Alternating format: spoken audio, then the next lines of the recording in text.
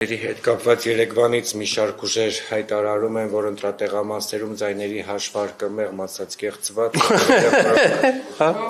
Հետո ուրախ եք, թե ուրախացրեցաք։ Ծիծաղեցրեց։ Որտեղ, Օրինակ Բարգավաճ Հայաստան կուսակցության որ քպեից 600 տեսել եմ, այո։ Ես քպեից չեմ խոսում, ես դիմադիրներից եմ խոսում, քպեից դուք կասեք, ինչ է տեղի ունեցել, ինչու է ըստ էության, եթե այդ ձայները հաշվվեին, Բարգավաճ Հայաստանն առնվազն անցողիկ շեմը հաղթահարած կլիներ։ Հարգելի գործընկերներ, երեք իմ էջում ես մասնավորապես հենց տեսել եմ, որ այդպես հրապարակում ա եղել, մենք էլ ենք նայել, լրիվ ակնհայտ բան ա տեղի ունեցել, թվերը անցկացնելիս ակնհայտորեն մի տող բաց են թողել երկու տեղամասում, որի արդյունքում Բարգավաճ Հայաստանից, եթե չեմ սխալվում, իրանց հաջորդով էր 8-րդ համարի ձայները գրվել է 7-րդի դիմաց, 9-րդինը 8-րդի դիմաց, 17-րդինը 16-ի դիմաց, 16-ինը 10, ասենց էս տող են բաց թողել, որ հասկանաք էդ ա եղել, այդ տեղամասերում մենակ քպեից 650 ձեն պակաս անցկացվել համակարգ էլի, որ իրար ճիշտ հասկանանք ժողովուրդ Չէ,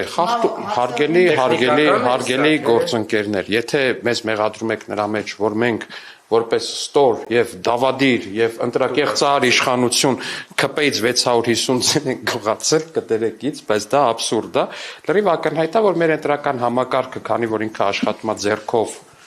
ու մեխանիկական գործողություններով, այսինքն թիվը բերում են, օպերատորը ձեռքով համակարգչի վրա անցակացնում, հայն զերծ չի սխալներից, օրինակ նույն ԲՀԿ-ի հետ կապված 22-18 տեղամասում ըստ արձանագրության հավաքել է 7 ձայն ԲՀԿ-ն, համակարգում անցակացվել 22 ձայն։ Բա այդ խիչ է ասում։ Դա մեկ ընտրատեղամասում, իսկ մյուս ընտրատեղամասերում եւ բացի այդ իրենք ասում են, որ իրենց ձայները կորել այն ժամանակ, երբ Փաշինյանը հասկացել է, որ ինքը 3/5 չունի։ Հարգելի գործընկերներ, նախ ուզում եմ ձեզ հիշեցնել, որ 20:01 այն մտքի տիտանը Կալուգայից ժամանած Հայաստան իր Զարմիկի հետ մտել էր լայվ ու հայտարարել էր, որ Փաշինյանը պարտվում է։ Խնդրում եմ, էլի, այդ ինչ-որ ասում եք, այդ ինչ-որ բանի մեջ ասեք։ Այս դեպքում դուք չեք ուզում 3/5 որպեսի ունենաք եւ այս դեպքում սա է պատճառը, իրենք կարծում են, որ իրենց ձայները կորել են։ Հարգելի գործընկերներ, մենք անսահմանափակ այդ փողի մեշոքով Հայաստան եկած Հայաստանի քաղաքացիներին արտերկրից բռնաճնշումներով Հայաստան ուղարկող ամբողջ Հայաստանը ընտրակաշառքի մեջ թաթախած այդ օլիգարխիկ ուժերին ջախջախել ենք, գցել են գետնին եւ նրանց վրայով քայլել են քաղաքական իմաստով։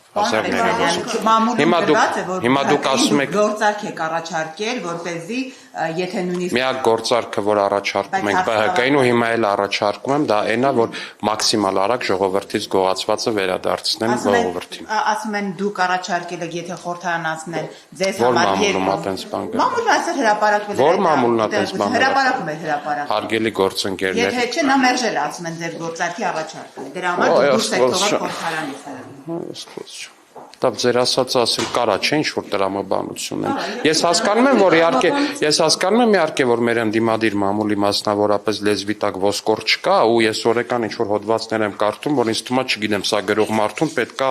շատ շտապ ինչ-որ հետազոտության ուղարկել, մասնավորապես, չգիտեմ, բայց ես կարծում եմ, որ ամեն ինչ պետքա չափ ունենա, էլի աբսուրդ է։ Խնդիր եք ունենալու ԲՀԿ-ի անցնելու դեպքում։ Հիմա տեղեկություն կա տալիս։ Որտեղ ԲՀԿ-ն եթե անցնի, Ժողովուրդ ջան, խնդիր, ոնց պարզ մեծամասնություն չունենա։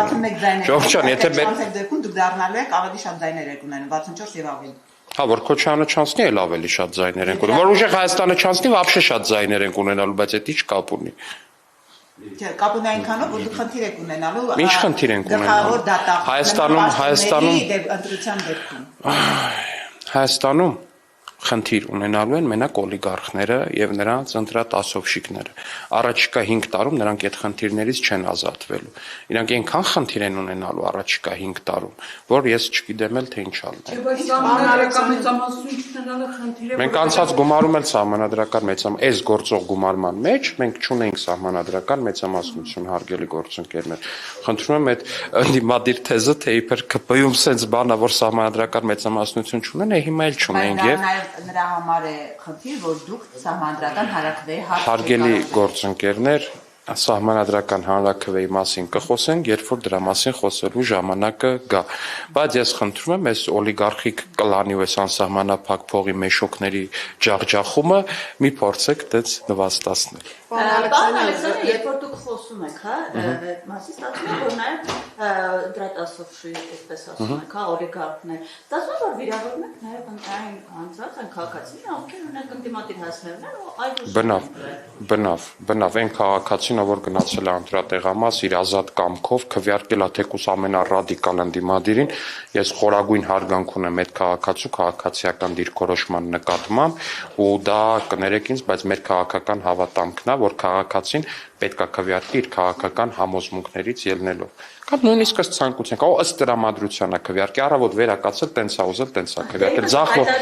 Չէ, բոլորի վրա, այն տոկոսի վրա, բնավ, կներեք, մեր բոլոր հարցումներով եւ միջազգային վստահելի հարցումներով, այո, օրինակ Ուժեղ Հայաստանը ուներ 12% աջակցություն։ Ակնհայտ է, որ 12% մարդ այ հարցումներ, օրինակ Հայաստանի ամենավստահելի, Հայաստանում անցկացված ամենավստահելի հարցումներ։ Չէ, Ժողովուրդ ջան, դա ակնհայտ է, որ միայն մենք չէինք անցնում, եթե նրանք 12% ունեին։